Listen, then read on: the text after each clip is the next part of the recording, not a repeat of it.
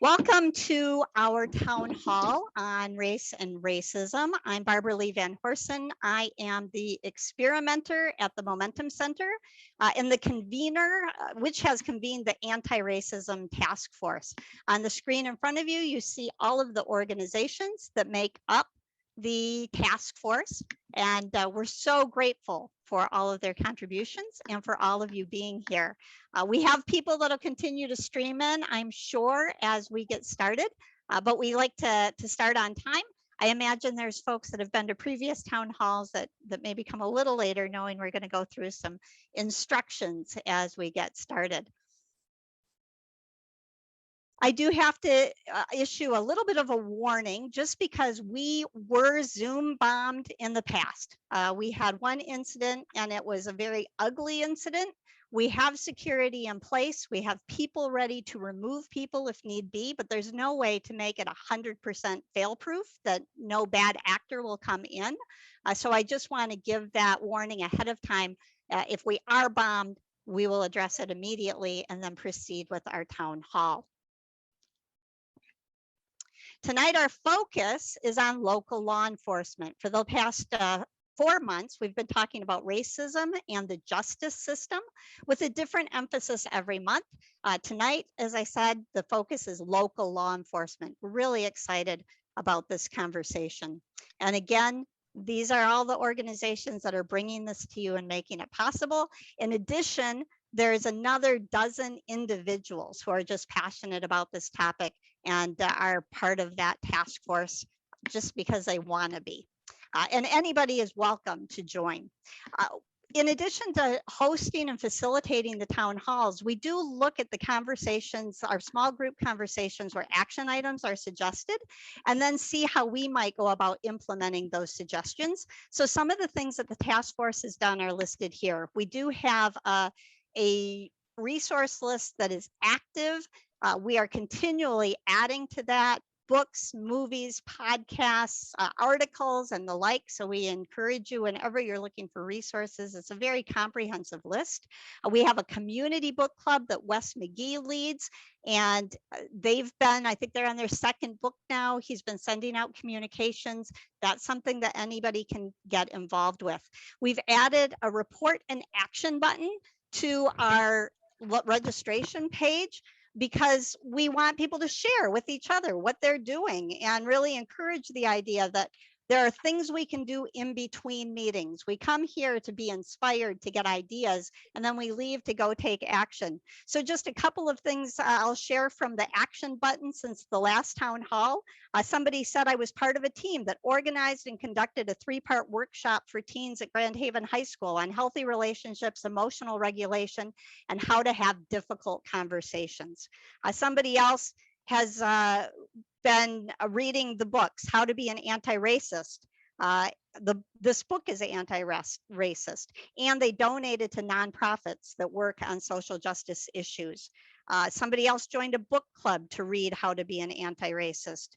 We have people who are, somebody who's continued to organize the Vigil for Peace and Justice each Saturday in Grand Haven, reading the new Jim Crow in preparation for this, attending a long walk.com, their 3-part training series. Those are just some of the many actions that have been coming in. So I encourage you after this town hall to take action and then to report it out. Let us know what you're doing so that we can celebrate that activity. We do have window clings available. We announced that last month. Whoops, I apologize. They're right on the screen here. There's 2 of them. One of them that says safe space. One is everyone belongs. That we want to have these up in houses and businesses that are indeed safe and welcoming places. We have a little business card size statement about what these clings mean, and those just came in today. So if there's a place where you can put these, your home, your car, your business, please stop by the Momentum Center or Just Goods or the Momentum Cafe and pick up as many as you need. They're available and they are free. And then we've been talking at the task force about the summer. because you might be aware that it's more difficult to gather people together for activities in the summer. So at the end of our meeting tonight, I'm going to share with you the tentative plans for this summer. We'll be meeting again tomorrow, and anybody can join that meeting and lend their voice to that conversation. Tonight, our panelists include Joe Boyle from Grand Haven Public Safety.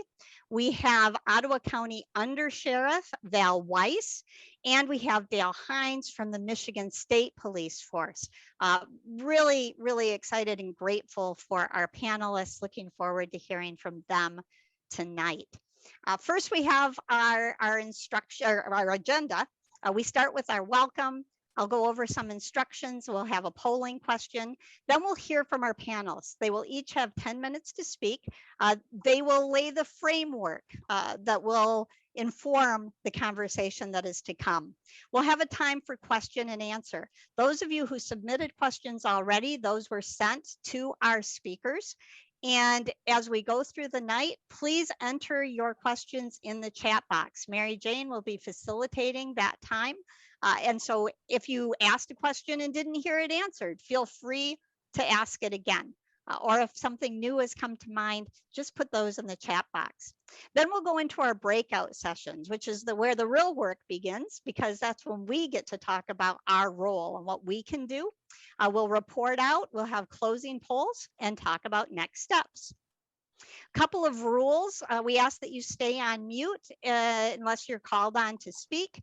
And if possible, try to leave your camera on, just because that helps build a sense of community and trust as we are transparent with each other. I know there are some situations where it's not comfortable or even possible to turn on your camera. So it's not a requirement, but we do ask it of you. If you're able to turn on your camera, please do. Again, help us create the sense of a safe community. Again, submit your questions, your comments in the chat box. If you are, you do need the Zoom application to participate in breakout sessions. So if you've just used your browser to get into Zoom, you won't be able to. So please take time to download the application so you can participate in those. We will talk about next steps. Everything is being, well, not everything. The main conversation is being recorded. The individual breakout sessions are not recorded, but we record. We have the closed captioning on. All of this material, anything that's shared tonight, the slides, suggestions, all of that will be sent out to all of our participants afterward.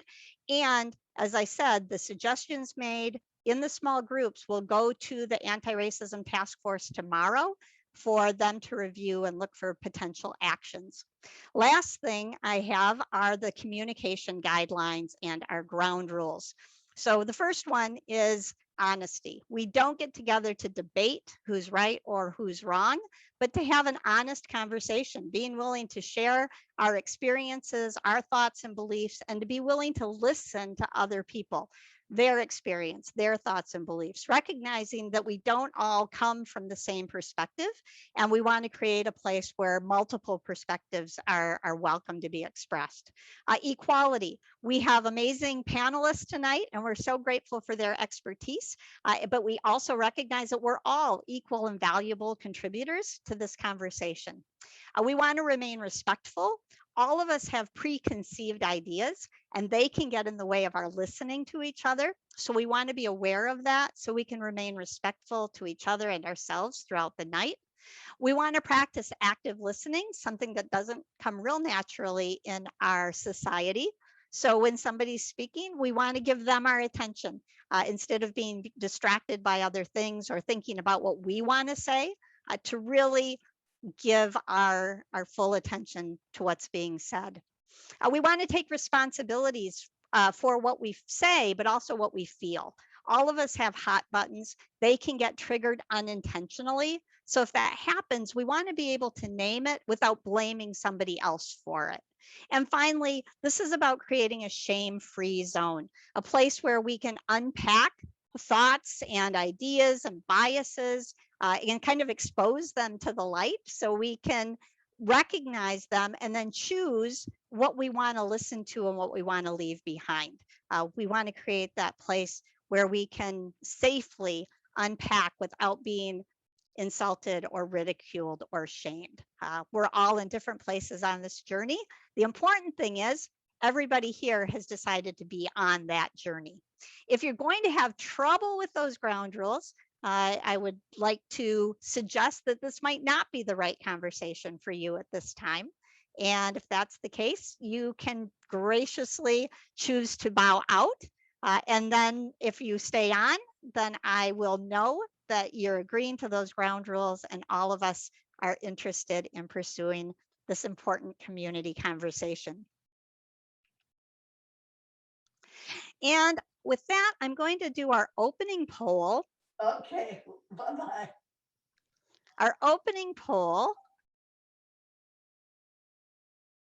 asks two questions. So you'll have to scroll down to see them both. The first one is, what is your level of confidence talking about race and racism on a scale of 1 to 10? So as you come into this conversation, how comfortable are you having it? And the second question is racism present in our community? From not at all to always, because the issue is systemic. So if you would just answer those two questions, you'll have to hit the submit button for your answer to be recorded. And we'll leave this up for another 15 seconds or so as the answers come in.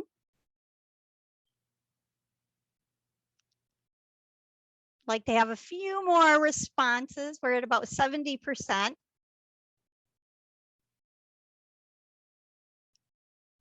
going to leave this up for 5 more seconds. 3, 2, 1. And let me show you. So we have people in the meeting today who range from 3 to 10. Most of the people right now are completely confident with this conversation. I'm guessing they've probably been part of other town halls. And so it's wonderful to see that number growing. Thank you so much for being here again. The second question was about racism and its presence in our community.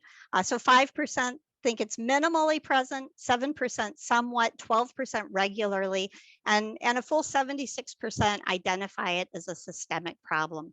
So thank you again for taking that initial poll. We'll come back to polls later tonight. One of the things that we've worked hard on the task force to do is explain why we are concerned with history when we talk about justice matters today. That's become a question sometimes. And so the task force found a video and put together this introduction to it that I want to share. For the past 4 months, we've been looking at different aspects of race and the justice system.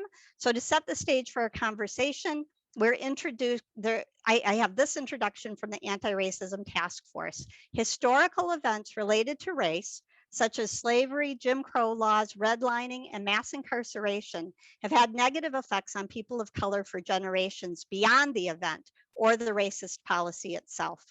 While we're not a part of those historical decisions, we are an important part of the decisions made today and into the future. Let us widen our perspective now as we watch a short clip illustrating one way today's inequities have historical roots. Convict leasing, Black history in 2 minutes or so. While slavery was legally abolished, the prison system became a legal replacement for forced labor. The relationship between the two is important to understand as we dig deeper into race and the justice system. The labor system that took shape in the late 19th century developed coercive means to ensure that Shoot, I did that again. The labor system that took shape in the late 19th century developed coercive means to ensure that cotton remained king. It was called convict leasing. Get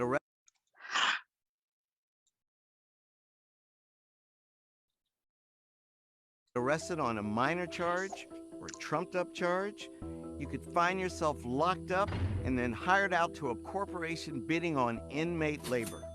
The pipeline from prisons to profits in this country has deep roots. The aftermath of slavery was in some ways worse than slavery itself. Unlike before, when someone who owned you, driving you too hard was counterproductive because you would lose your investment. Convict leasing was different. You could get them cheaper, and if you actually drove them to death, there was more where that came from. In the 13th Amendment, which ends the institution of slavery, of course, there is a loophole. Convicts who have been convicted of a crime, they actually can be forced to work for free. In Alabama in 1850, 99% of the people who were incarcerated were white. In Alabama by the 1880s, 85% of the people incarcerated were black. So we could have a debate about how many of those black people were actually innocent, or we could have a conversation about the use of the criminal justice system to target both the innocent and the guilty alike. That continues all the way to the present, where even today, about just under 40% of the nation's prisoners are black, and yet the African-American population is about 13%. They are snatching up bodies everywhere to fuel this system.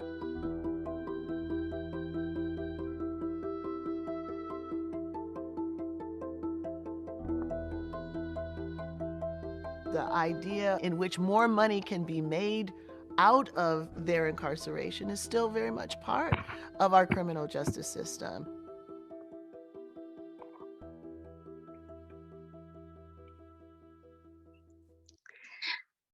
So we look at that as kind of an overview of the system. And tonight, again, we have an opportunity to talk about more local efforts, what's happening in our own community.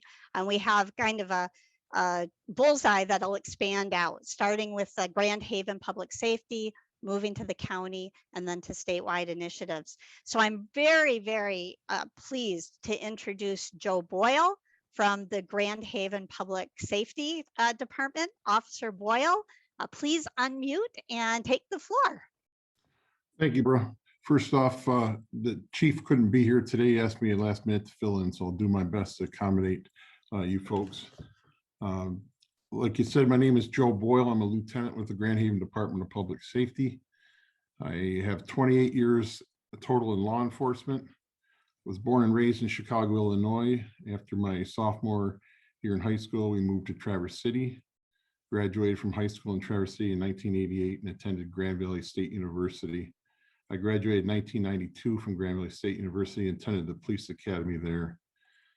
I had several part-time jobs beginning in 1993 with departments such as the Saugatuck Douglas Police Department, Manton Police Department, which is 12 miles north of Cadillac, Grand Valley State University, Spring Lake Ferrisburg Police Department, and Grand Haven City.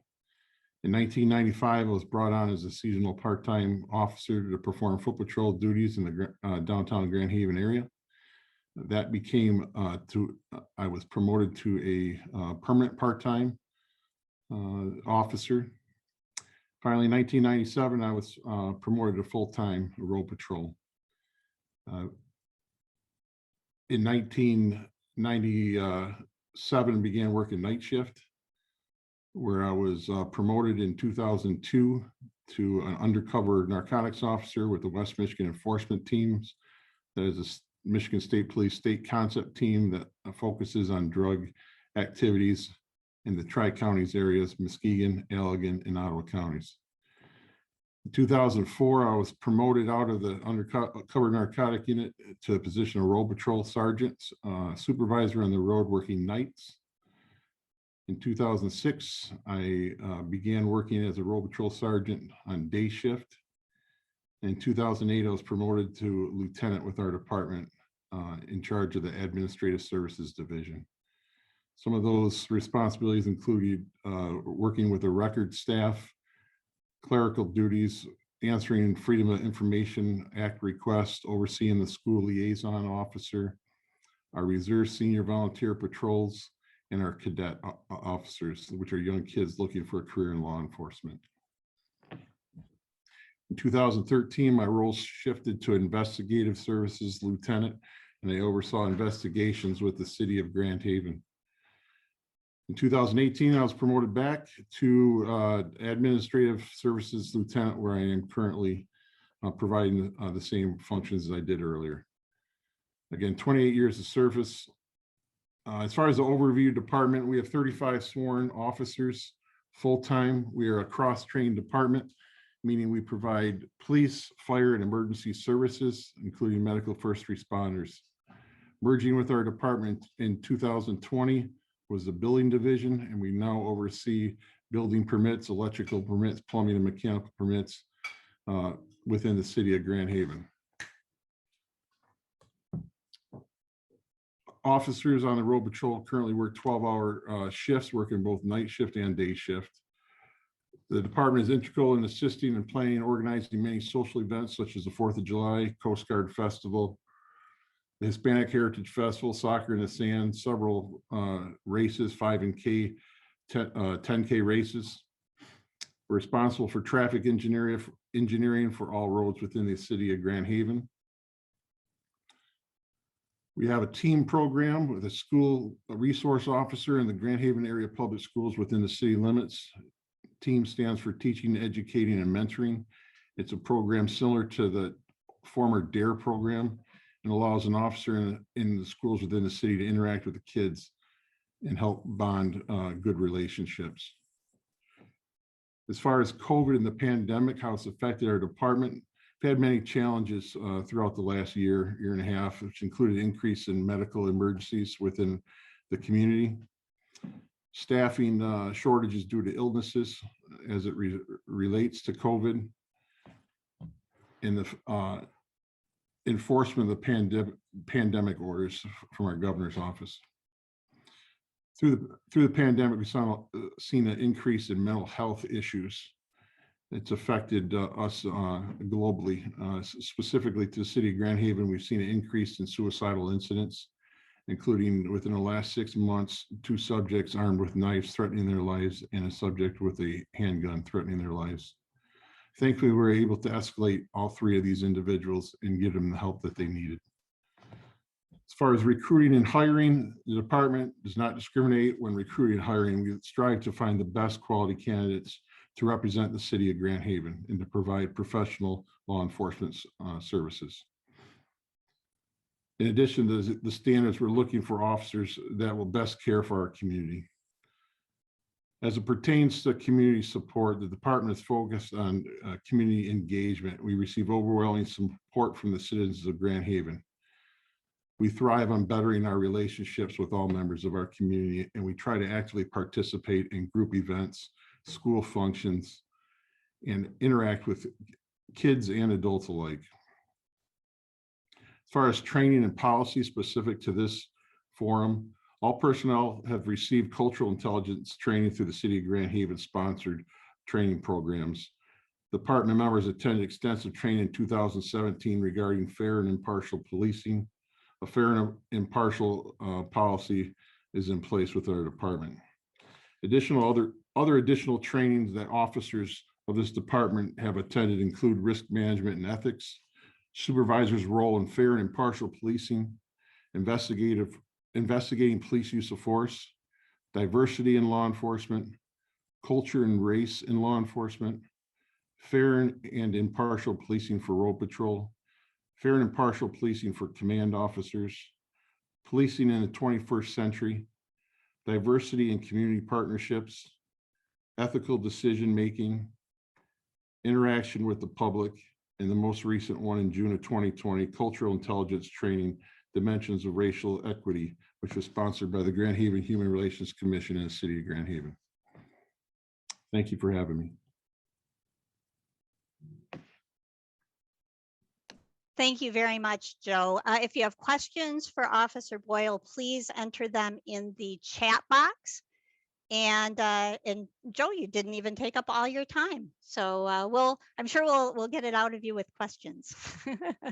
And with that, I now thank you very much for speaking. Want to introduce Under Sheriff Val Weiss. Val, if you will unmute yourself. Good evening. Good evening. Thank you for having me tonight. Just a little bit of overview for me, 25 years with the agency. And I've been in all different aspects, school resource, community policing, and then a captain overseeing our services, which is our community policing programs throughout the county. and then currently under sheriff, which the sheriff, Steve Kempker, appointed me when he was elected in 2017. So just a little bit about our department. We have 244 employees, 145 are a road patrol. We have 70 in our correctional facility, and then the rest are civilian. To give you a little bit, I was reading through some of the questions. Some of the stuff that that Joe talked about, there's a lot of the same trainings that we're involved in. And throughout our careers, there's been a lot of different ones that have impacted myself and other deputies and people that have impacted us. And I won't say who, but someone on here had a major impact on me when I had a training with him years ago. One of them was a white privilege training, which was something that I learned a lot, not just on the training itself, learned a lot about myself, and learned a lot about the people I was there with. And I'm very thankful for that. So moving on from that, it's been several years and a lot has happened. And to say this is a new issue is obviously that's why we're here. And I'm thankful that everyone realizes that this is something we need to look at. Well, we have a cultural intelligence committee through the county, which I was lucky enough to be involved with back starting in 2013. And throughout that, is one of those things where, again, is about learning from each other and looking at not just, when we talk about trainings, there was a lot of different trainings that are brought to us in law enforcement. What's important is the training is meaningful. The training is going to make a difference. Something I just heard a few months ago when I was involved in our community spoke was, we talk a lot and we talk a lot. We need to make changes. And it's so great to see people here that want to do that and move things forward. So during the Cultural Intelligence Committee, we did the first diversity forum for the county, and we now have been doing those every year. I'm sure everybody knows we have a DEI office, which we work with Robin a lot on different initiatives. Even for the first part, when they did an overview, an outside contractor came in to review county policies, looking at all the policies throughout all of the departments to see where we can start making some impacts. The sheriff is sitting on the GARE committee so that we can make sure that we have a voice and that we can make sure that there's things that we need to look at to make a difference and make change. One thing that we did do, which I know Grand Haven did, and this is from the Michigan State Police, where they vetted the fair and impartial policing program. And Dale probably will talk a little bit about it, I would imagine, but they were so gracious to let some of us go and do train the trainer so that we could bring that back to our agency. And we have trained our entire department and continue to train that currently. Going through some of the questions, since I'm the only one that oversees a correctional facility, there was one that talked about what are local police, county sheriff's departments doing to create a pipeline of, that's the minority candidates. It was what are we doing when people are re-entering the community after they leave our facility? And that's going to be across for any inmate that we now look at is when someone comes in, what can we do to make them better when they leave? What tools can we give them? We have services from religious services to educational services. What can we do to make them successful when they leave? Because if they're successful, then chances are they're not going to have to come back. And our citizen inmates are in our facility for a variety of reasons, but we know that a lot of that has to do with mental health, drug and alcohol abuse. So how can we help them? What we see that's probably the most frustrating is we will actually see someone come into our facility, start to improve and start to get on track until they're released out into the community. And then that's the part that we're missing. And I think that for us to get help on how do we get those resources, some things we're looking at are, things that we take for granted is, how to dress for an interview. Where do I get clothes for an interview? These are things that sometimes when our citizen inmates come, when they leave our facility, they don't have those resources. They don't have family or people to help them. So there's so many different things. I think if we work together, we can help people as they leave our facility, so that it's not something where they're coming back, or the worst case scenario, obviously they end up in prison. One of the other ones I know Joe mentioned about recruiting. One thing we've been looking at, we've been doing for a long time, is looking at how to get our junior high school kids through our school resource programs interested in law enforcement. Unfortunately, right now, everybody is looking at, it's difficult to recruit anybody into law enforcement.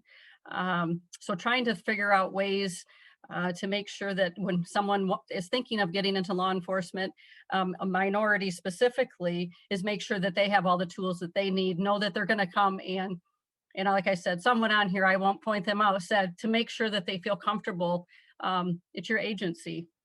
And that really hit me, that's something that we need to be intentional about, and to keep people and to recruit people and retain people. Another question on here was, how do you support the mental health for your officers? That one is tough lately. We've had a lot of serious incidents in the past, even the last 3 weeks. I'm sure people saw some of our crashes that we've had. We had an incident with a 4-year-old with a pellet gun. All of these things affect our officers' mental health. And over the years, we've had a peer support program.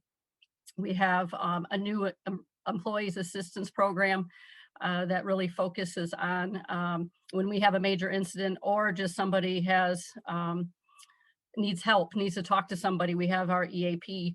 And we know that it's important that they debrief. One thing that we heard early on is you start your career out with a backpack, and the trauma that these deputies see and the officers see, they're throwing rocks in that backpack and you don't know what's going to tip them over, which rock. What we want to do is make sure we're taking those out, so that when they do retire, that they're healthy. And on top of that, it's also thinking about how they deal with things, the stress and the trauma that they see while they're working and dealing with the community. Is we want to make sure that they're healthy and they're taking care of those things, so that we don't have, so that they're reacting the way they should. Looking at verbal de-escalation. What if they come across an incident, but they just had, this sounds awful, a child death, they may react to that differently. So just being aware of some of the impact of those things. Thinking about the training piece of this, for our agency, we have looked at an accreditation process, making sure that we're doing all the right things. We're going to start going through that process. We completely overhauled our policy and procedures, and made sure that we were up to best practices, state, federal, and local laws. So thinking of some of the major things to overhaul for the department, making sure that we're doing the right things, giving the deputies the training that they need, and making sure we're staying up in current issues. And, we look at community engagement and how important that is, and making sure that we are policing the way that our community wants us to. And that could be different in Grand Haven than it is in Coopersville, because we're so spread out. And what are the issues specific to the communities? Which is really important for us to be successful. I know I'm running out of time. I could talk for a long time. One of the things that was in here about the defunding police, I think the important part for that piece is the wording is, I think it's more of what community, and as I said before, what can we do as a community to wrap around people that need help, just in general? What can we do as a community? And that when they say the defunding of police, is probably looking at where we fund, what things do we need to fund? What things do we do to make people, like I said, coming out of our facilities successful? Another one that was on the bottom too was has the conviction of Derek Chauvin impacted you as a police officer? And I will say the sheriff, right after that happened, along with the Michigan sheriffs, came right out and was explaining how that was impacted us, and that it was something that was completely against what we believe. And that was right after the incident happened. That I would say probably impacted for us. No one was more mortified than the police officers. I know I'm out of time, but again, thank you for having me, and look forward to the questions tonight. Val, thank you very much. Very informative and helpful. And please, as you do have questions for Under Sheriff Weiss, enter those in the chat box. And at this point, I will introduce Dale Hines from Michigan State Police. And Dale, if you'll unmute yourself, you should also be able to share your screen at this point. Very much, Barbara. Good evening, everyone. I'm Dale Hintz.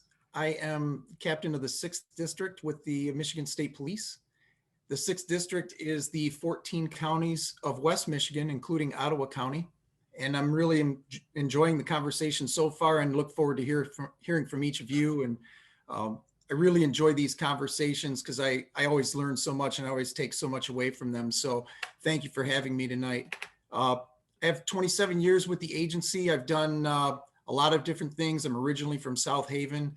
My first post was Adrian, joined the agency in 1994, went to Adrian Post. That was back in the time when the state police was sending everyone at least 100 miles away from their home city. I've trooped on the road, which is probably the most visible aspect of the Michigan State Police that most of you are aware of. I've also worked narcotics for 12 years of my career. I worked auto theft for 2 years. I've had the opportunity to promote. I've worked as a sergeant and lieutenant in those capacities, and then became a post commander, worked as the Coldwater post commander, then the Pawpaw post commander, and then I was the assistant district commander in the 5th District, which is Southwest Michigan, and now I'm the district commander of the 6th District. So I don't want to bore you with a bunch of that. I want to get into just a little bit of what the Michigan State Police website has to offer, and also want to show you just a little bit of what we do in the Michigan State Police. The Michigan State Police website is pretty comprehensive. It can be found at www.michigan.gov/MSP. If you go over here to the tab on the far right of your screen, you can scroll down to our transparency and accountability tab. And when you open that up, you'll find a lot of things that I'll breeze over tonight, but you can always come back to it and take a look for yourself at an opportune time. I'm going to start this evening by just showing a brief video that will kind of break up the monotony of the speaking. And it'll also give you a good brief background of what our agency is and what exactly it does besides the road trooper that you're probably most familiar with. So this is about a 2-minute video, and then I'll take you through a few other things here to brief some of the topics and some of the things on the website. And that wasn't supposed to happen. Sorry about that. Let me. Your Michigan State Police is a full-service law enforcement agency with statewide jurisdiction, providing over 60 different services, either directly to Michigan residents or in support of other law enforcement agencies. The MSP has approximately 2,000 enlisted members and 1,000 civilian members who are working every day to provide the highest quality law enforcement and public safety services throughout Michigan. The MSP personnel most visible to the public are the enlisted uniformed troopers, whose primary responsibilities include traffic enforcement, crime prevention, community engagement, and community service. The department's motor carrier officers perform commercial motor vehicle enforcement and truck safety initiatives statewide. All enforcement members complete a recruit school at our training academy in Diamond. This facility also provides learning opportunities and training programs for the broader criminal justice community and houses our world-renowned precision driving unit. The MSP has a variety of specialty teams that each receive advanced training and equipment and are available to provide direct service or assist other law enforcement agencies statewide. The MSP's highly trained detectives conduct investigations in specialized fields such as homicides, fraud, computer crimes, fire investigation, and criminal sexual conduct. The Forensic Science Division provides 24-hour forensic science services to all police agencies in the state. The MSP is the repository for criminal justice records, including criminal history records, as well as a plethora of other critical information.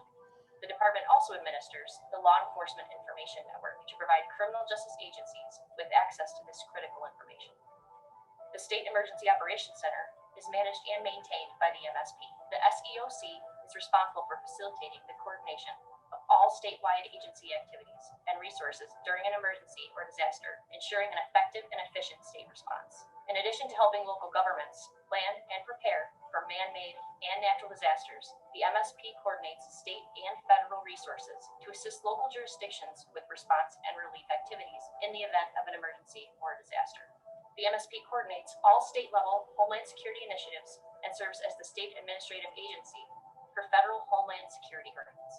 The MSP also maintains Michigan's Fusion Center, known as the Michigan Intelligence Operations Center, which provides 24-hour statewide information sharing among local, state, and federal public safety agencies and private sector organizations. Agencies housed within the MSP include the Auto Theft Prevention Authority, Michigan Commission on Law Enforcement Standards, and the Michigan Office of Highway Safety Planning. For nearly 103 years, the members of the Michigan State Police have been proud to serve and protect this great state.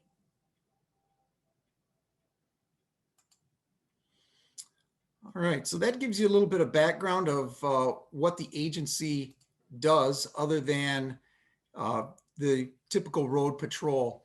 Some of the other things on the website that are of particular interest to this group is we got a lot of questions about our policies and training from the different agencies.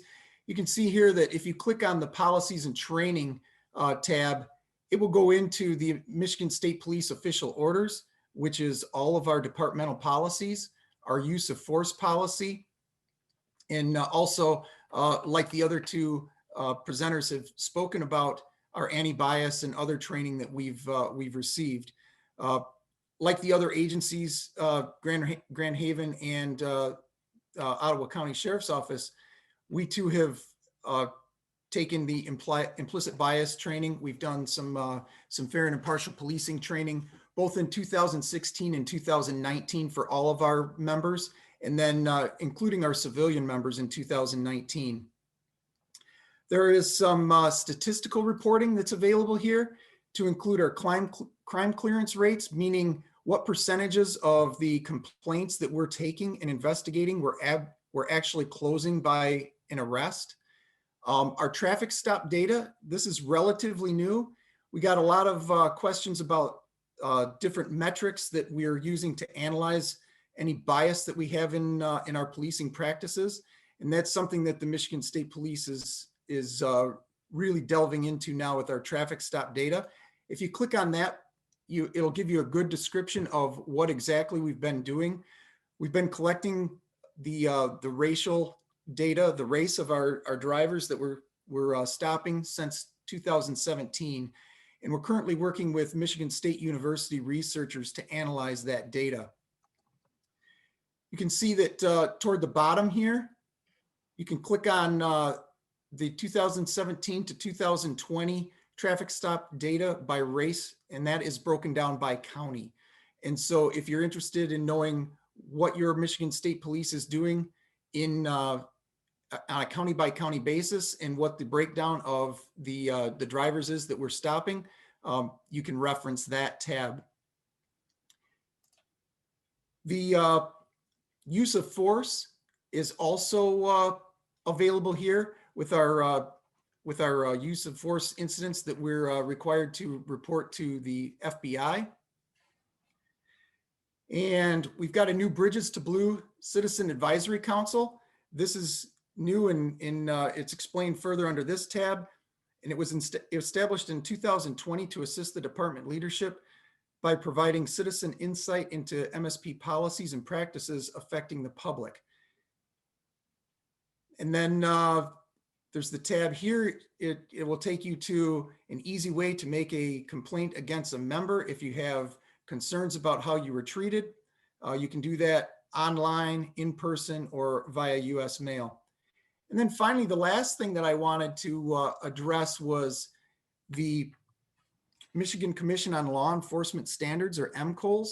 That is a division of the agency that's housed within the MSP, but it's an independent piece of the agency that sets the standards for policing in the state of Michigan. It's comprised of 23 commissioners, and those are made up of chiefs from major police departments, the Michigan Sheriff's Association, the members of the public, the Department of Civil Rights, police unions, among other entities. And like I said, that is the agency or the entity that's responsible for the licensing of every police officer in the state of Michigan. Really looking forward to the continued question and answer. Anything that you have for me, I'd be more than happy to answer, but I don't want to just make this a one-way communication flow. So thank you very much. Thank you very much, Captain Hintz. And I apologize that I was pronouncing your name wrong. So I feel free to have corrected me on that. But thank you so much, Captain. Really, really good information. And at this point, I'm going to allow Mary Jane to take over the Q&A time. If you have questions, please, for any of our panelists, place them in the box. If you can identify who your question is directed to, that will be helpful.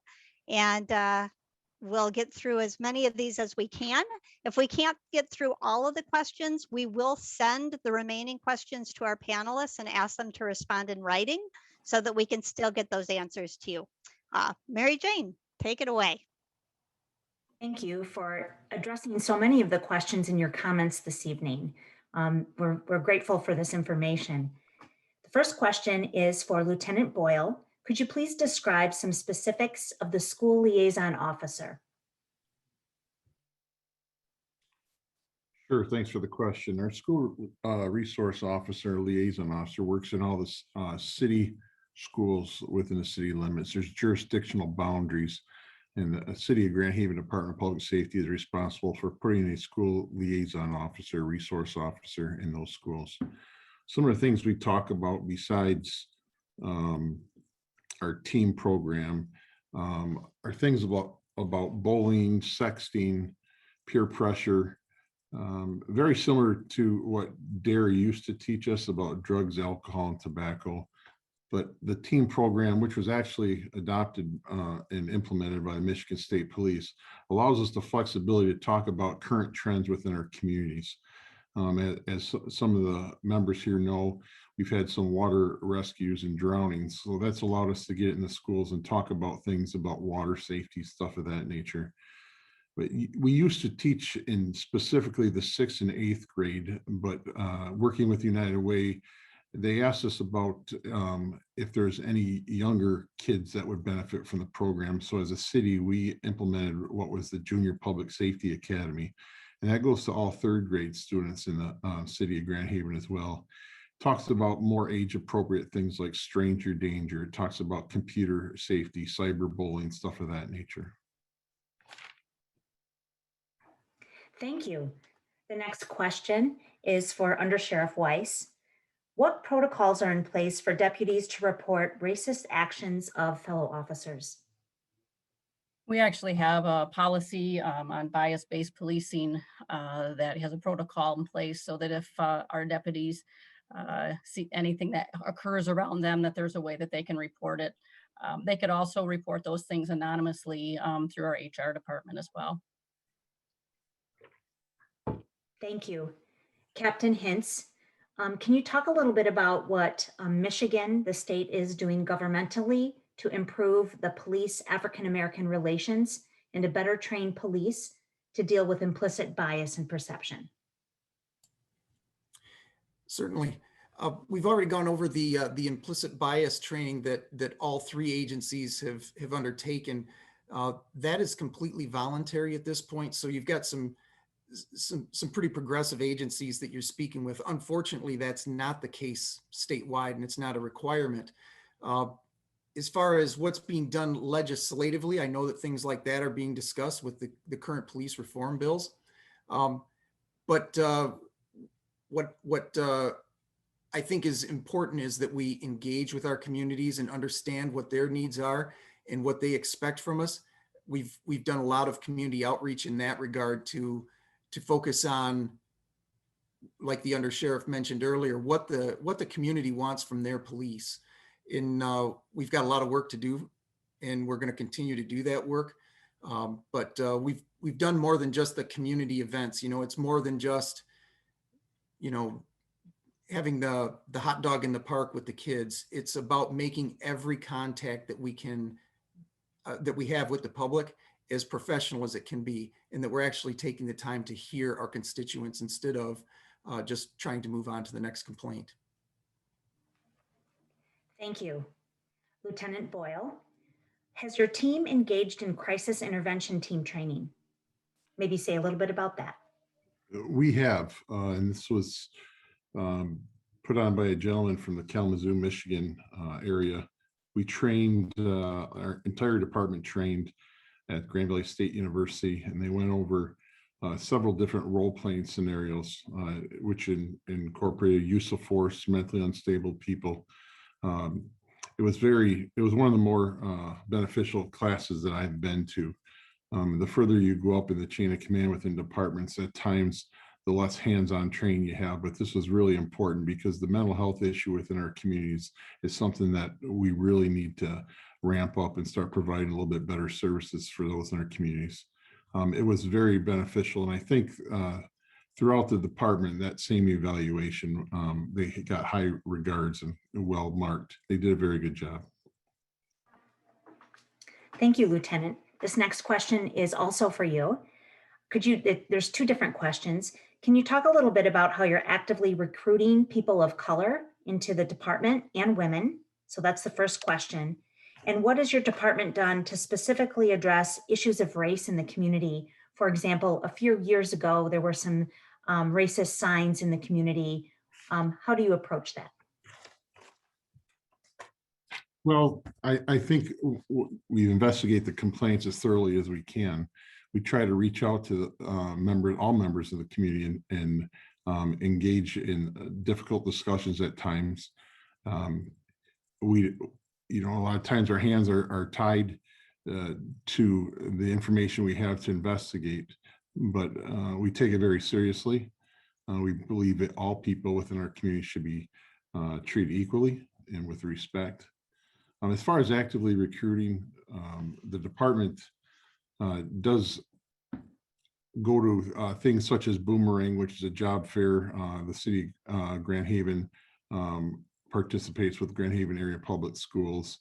We have on display a lot of things within our department. We talk to kids, juniors and seniors in high school from around the area, Spring Lake and Grand Haven. And we explained what a career in police, fire, and EMS is all about. In addition to that, we go to different events and police academies where we look at the candidates that are coming through. We participate on panels for those applying for a career in law enforcement. I think that answers it. Thank you so much. Under Sheriff Weiss, how do you combat a culture of silence around policing? I think that that's what we're doing right now and what we've been doing with training and talking openly about the issue of racism, and probably more importantly, really now is implicit bias. And that's really what fair and impartial policing focuses on, and how that affects their day-to-day operations. One thing that I just wanted to repeat that I remembered from when I took the instructor training, but something that they said that hit me was, and I think the captain kind of hit on it a little bit, the community bank account, every encounter is either a deposit or a withdrawal. Every contact is an opportunity to increase our legitimacy. Are you making a deposit or a withdrawal with the way you interact in your relationships, personal and professional? How many deposits does it take to make up for a withdrawal? And does one encounter affect how future generations view the police? That really hit me because we realize that one encounter that's negative can affect someone for the rest of their lives. In some of the trainings I've been in, when I hear someone, an African-American female that I work with said, we actually are taught as young and teenagers when we start driving how to deal with being pulled over by the police, because we're scared, not because like anybody else is scared because it's a traffic citation they may get. They're truly scared. That really resonated with me too. We have to do something different, because all of us got into law enforcement because we want to make a difference and we want to protect our community. And to know that anybody feels like that that was really hard to hear. So I think that talking to our deputies to know that no matter what, they may be having a bad day, but that negative contact you could have with anyone out in the community could affect them the rest of their lives. So I think it's just something we need to always continue to talk about. Thank you. This next question is for all of you. So perhaps we could start with Captain Hintz. What specific roles are police unions playing in ensuring equity in policing and ridding the profession of bad officers?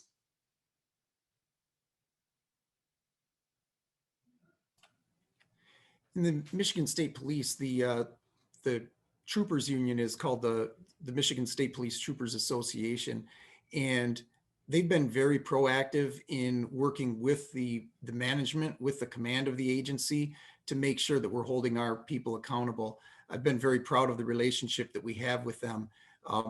It's important to realize that most police agencies have one union that they deal with. And so when you talk about some of the other larger police unions, they don't necessarily weigh into each agency's relationships that they have with the public or the command of that agency. But we have a very open door policy with our Troopers Association right now. They're working with us routinely on different policy changes, including our use of force and the more hot button issues like that, our pursuit policy. And I really think that that's the key to making the change that everyone, you know, is expecting from their police, is to have that good open communication, that good relationship with your union. And I'm proud to say that we've got that in the MSP.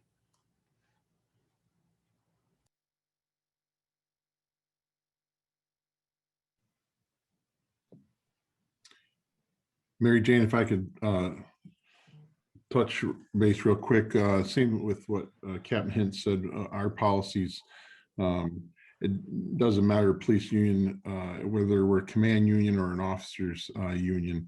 I think the men and women of the City of Grand Haven Department of Public Safety, we want to be the best police, fire, EMS services in the area. So collectively, we look to rid out bad apples, if you will. And they do exist in our profession, unfortunately, and they put a black eye into the profession as a whole. So unions or no unions, we look to make sure that we are providing professional law enforcement services for citizens and residents of the City of Grand Haven.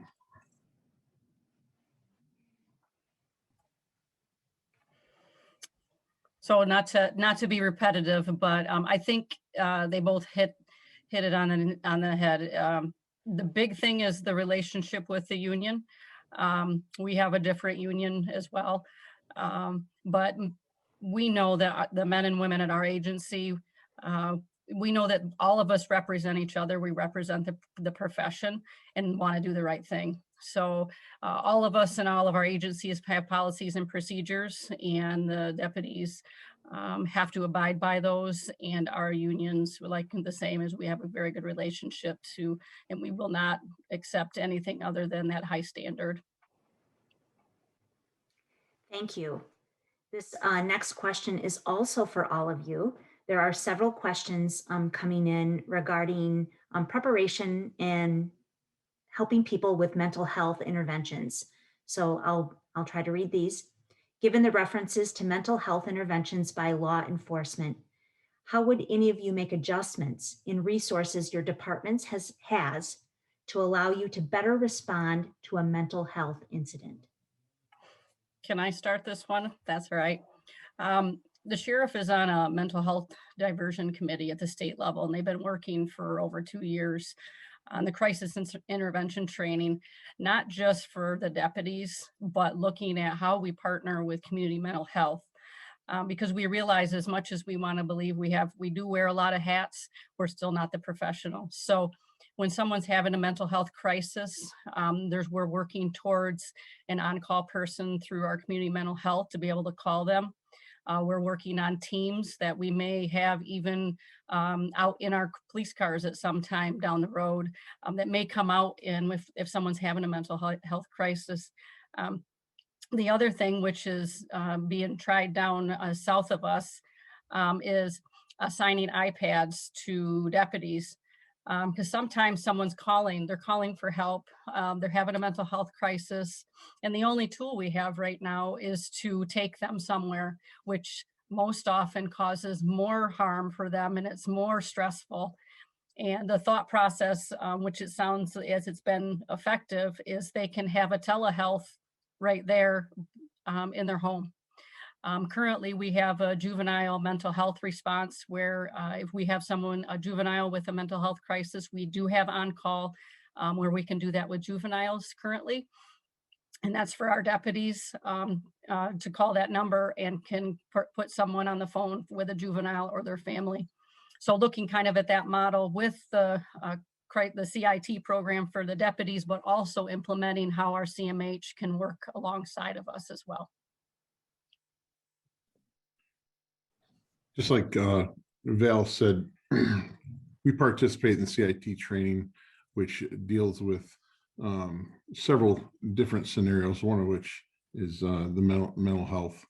And the other question below dealing specifically with autism. You know, our chief of police, when he came to us several years ago from the city of Cadillac, he said one thing that stuck with me, and that's we need to focus on those people who can't help themselves. And when he talked about the aging, the elderly, the young children, and our mental health people within our communities.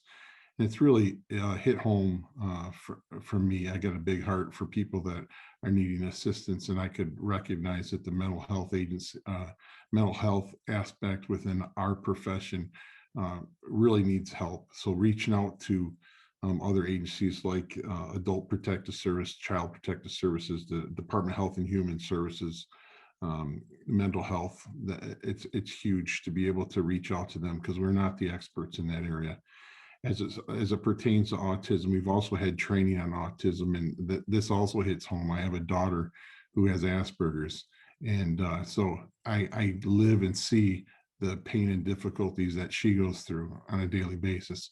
So when we're talking about try to get those the help that they need, I've got a big space in my heart for those types of individuals. I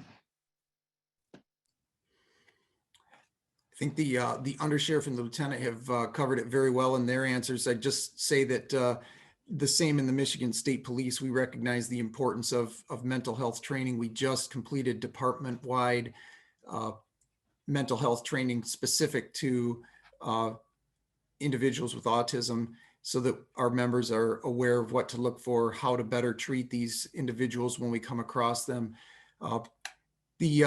The crisis intervention training, or CIT training, that has been mentioned by both other panelists is something that the state police is also engaged in. I went to the 40-hour course in Muskegon County just a few weeks ago myself, and I think it's outstanding. For everyone on the call, if you're interested in learning more about what CIT or crisis intervention training is, I can't more highly recommend the documentary called Ernie and Joe Crisis Cops. It's currently available on HBO Max. Ernie and Joe Crisis Cops is the name of that. If you are unfamiliar with CIT, can't more highly recommend that one to introduce you to it. It's truly eye-opening and definitely a model for agencies across the country. But it really depends on local resources that are available. And you'll see in that and how they interact with those different care groups in their communities. It really becomes effective if you have the proper resources available. So that's really a key component to good mental health response in any community. Thank you, panelists. I just want to share respect and appreciation to you all. Yes, thank you, panelists, and thank you, Mary Jane. I know that there are additional questions We will send those to our panelists, and all of you officers, thank you so much. We will ask, hopefully, that you can respond in writing to those questions within the next 24 hours so that we can include that with the packet that we send to everybody. And if you put it at the top of your list, it'll get done and not forgotten. So we'll be sending those out and asking for written responses. We're going to go now into our breakout rooms. And there is some random assignment done here. So hopefully you'll get in a room and there'll be 6 or 7 people there. If when the dust settles, you're in a room with very few people, I will probably take you out and put you in another room, try to combine those. So please be a little patient as we make sure how many people are remaining for this really, really critical part of our community conversation. The first question will just be, what have you learned tonight? And maybe what surprised you? The facilitators know those questions. I'll be giving them a prompt when it's time to move to the next question and how long they have to take to talk about this, but we'll take the next 7 minutes because there'll be some dust settling time. 7 minutes for the first question, and I'm opening the room. Welcome back. I hope those small group conversations were helpful and enlightening. Let's hear back. We ended up with 6 groups all together. You had 6 to 8 people in your group. And I'm going to call on each facilitator to share, just take a 10 to 20 second soundbite to give us one of the answers for number 3. What can we do? Either as individuals or as a community. And let's start with group number 1. And Mary, if you want to unmute yourself.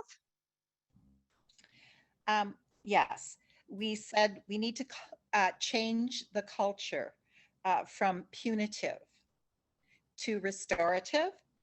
And we need to look at how we address the community and the players that are there to address the social issues that end up becoming a criminal issue before it gets to that stage. Thank you. Thank you. That's excellent, Mary, and group number 1. How about group number 3, Carolyn? Where's group 2? I wasn't ready to unmute. Group 2 got absorbed.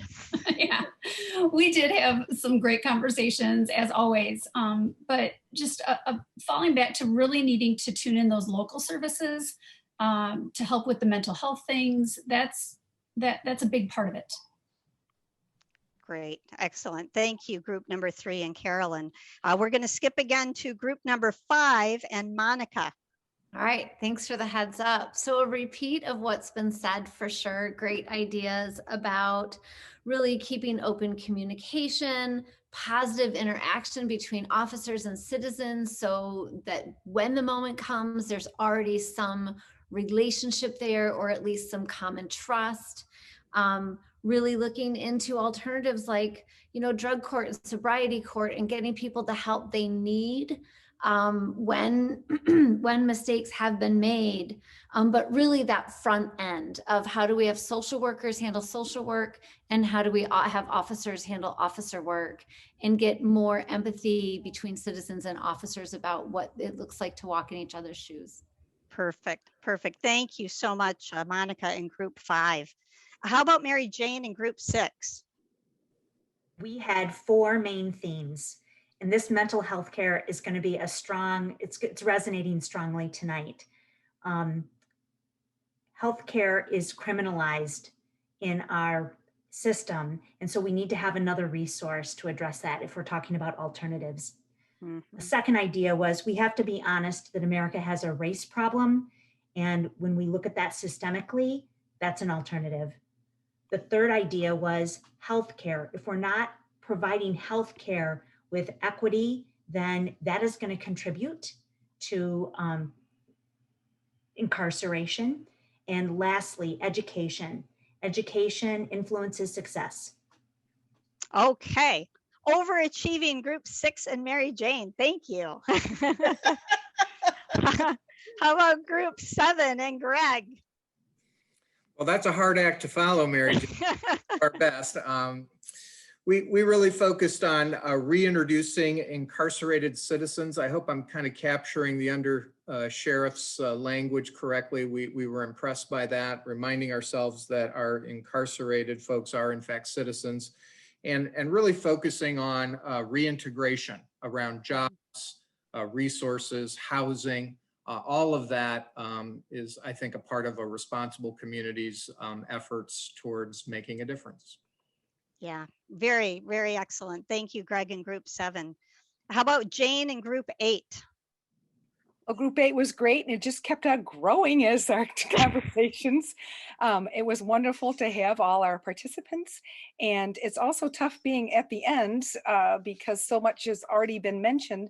But one of the things that hadn't quite is this particular is in breaking the pipeline, to start to interrupt it right in preschool, to start reaching to those children and reading, learning how to read, how that affects to support the parents, the home, to support hunger in schools. Kids can't learn if they're hungry, and and then medical care. So it really, the education piece right from the get-go was a strong thought. Thanks. Fantastic. Thank you, Group number 8 and Jane. All of these facilitators, please send your notes to me or to Jane or to both of us so we can compile those for our meeting tomorrow. Thank you all for your contributions. Do have a couple of closing polls here for everybody. The first one is our post-meeting poll, asking again, having had this conversation, is racism present in our community? And then how comfortable do you feel now talking about race and racism compared to when you started? The same, more, or less? And please remember to hit the submit so it registers.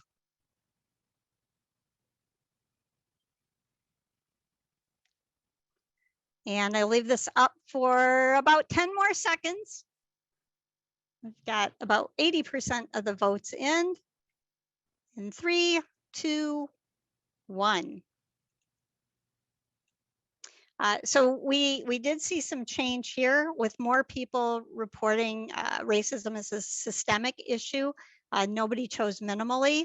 And then the comfort with talking, 56% stayed the same. It was high to begin with. 44% report feeling more comfortable.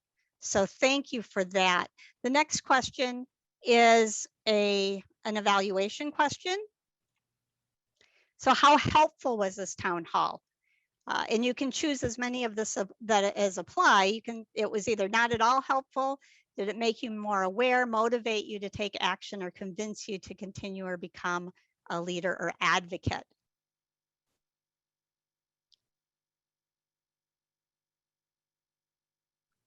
So just how helpful.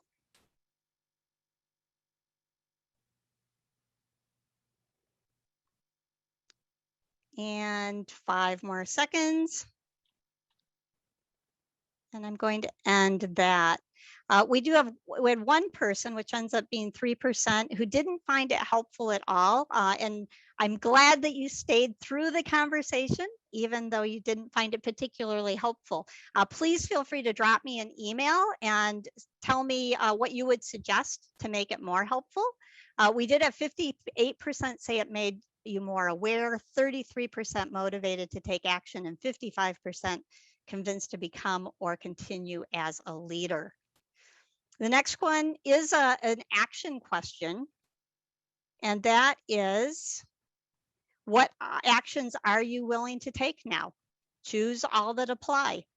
Read, listen to podcasts, watch, learn more, engage in conversations with people who aren't the same race. Are you interested in participating in a demonstration or supporting DEI efforts at your school or work? Implicit bias training, getting involved in local government, donating to a race groups that work in this area, joining the community book club that West McGee is leading, inviting other people to come to these town hall meetings. Lots of opportunities. There's something on there everybody can do. So hopefully you will select at least one of those things. And then again, we want to encourage you to do it and then report your action in the action box. And I'll close this in 3 seconds.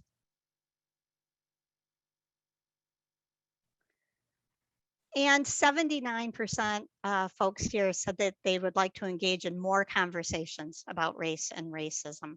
It's always good to see. And I'll just scroll down so you get a look at the whole board. And then our last question is about another town hall. So would you be interested in participating in additional town halls? And if so, what topics would you like to see addressed? Again, dealing with race and racism, but a focus on organizations that are addressing racism, historical instances in the Tri-Cities, racism and religion, local government, local businesses and economics, implicit bias, white privilege, racism in healthcare, racism and mental health care, and continuing the conversation on racism in the justice system. So interested in additional conversations and what topics? And I'll leave this up for 10 more seconds.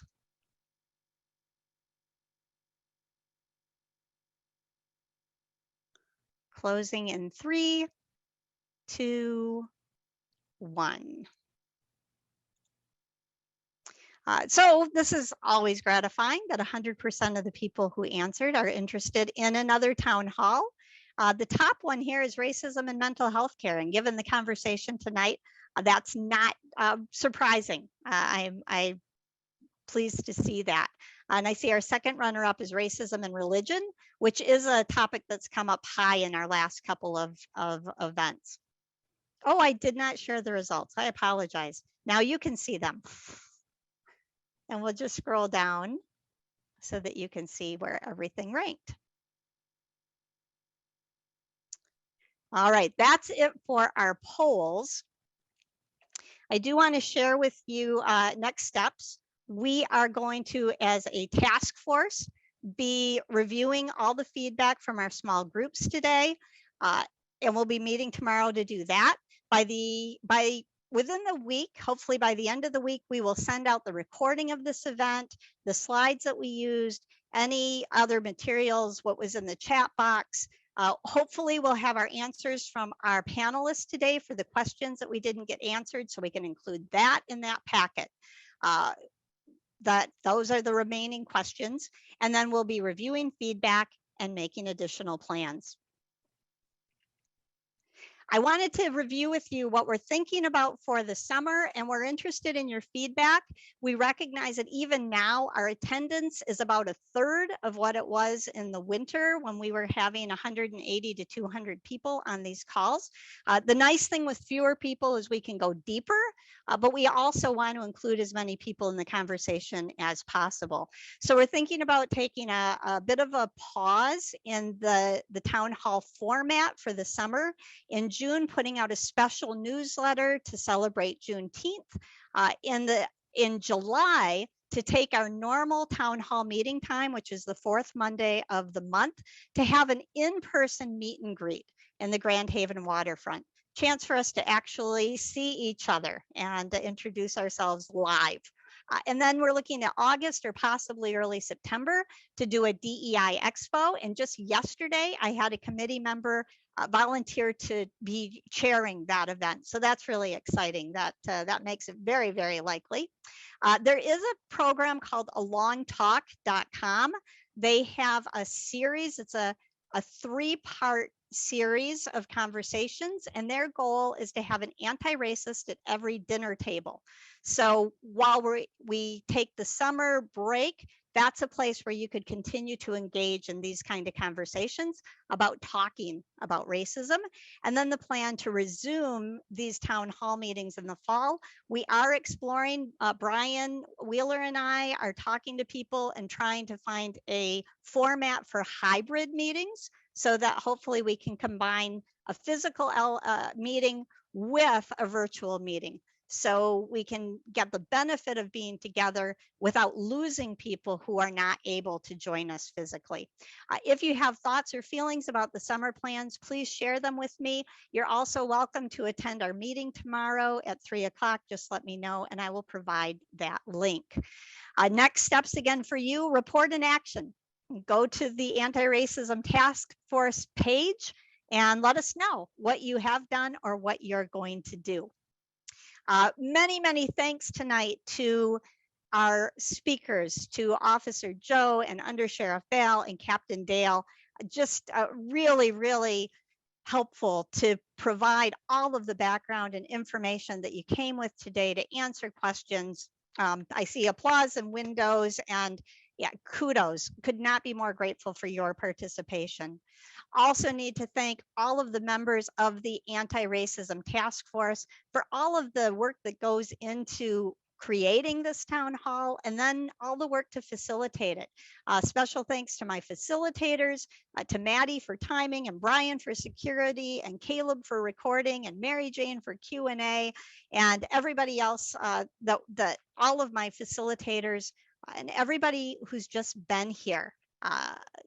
Part of the conversation. We will send out in our packet the summer plans, but right now I hope that you will put on your calendar July 6th at 6:30 for that meet and greet in the Grand Haven waterfront. Make sure that you put that in your calendar because I know your summer schedule is going to get busy. And until then, again, we'll be in communication. We'll still send out our notices so that you understand what's happening. And I recognize the divine in me, recognize and bows to the divine in you. Namaste and good night.